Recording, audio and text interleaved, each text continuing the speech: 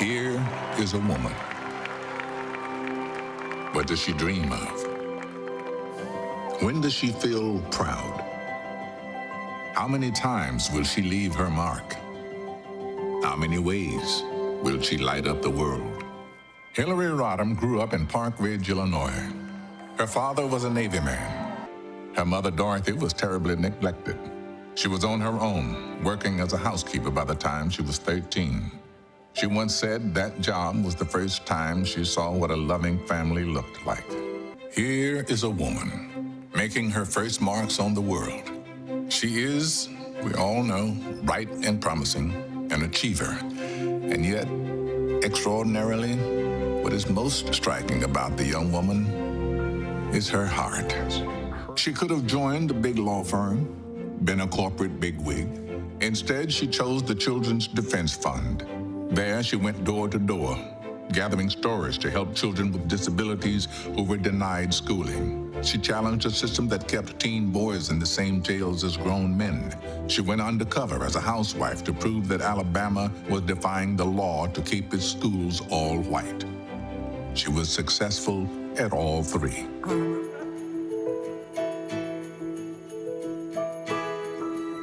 Here is a woman entering life as the wife of a politician. She is, to say the least, an untraditional first lady. In Arkansas, she boldly reforms the state's educational system. And in the White House, she eagerly takes on national health care. For old school Washington, health care reform is not welcome. Hillary works with both Democrats and Republicans, and together they create a plan that to this day provides medical insurance for 8 million American children. 8 million children. Now, you and I weren't there, but it has been said that the UN Fourth Women's Conference in Beijing was where Hillary woke up the world. Human rights are women's rights, and women's rights are human rights once and for all.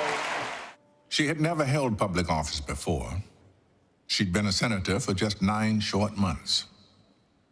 And then our nation bowed its head in grief. New York needed a champion. Hillary and Chuck tirelessly worked their way across Washington, not stopping until they reached the Oval Office.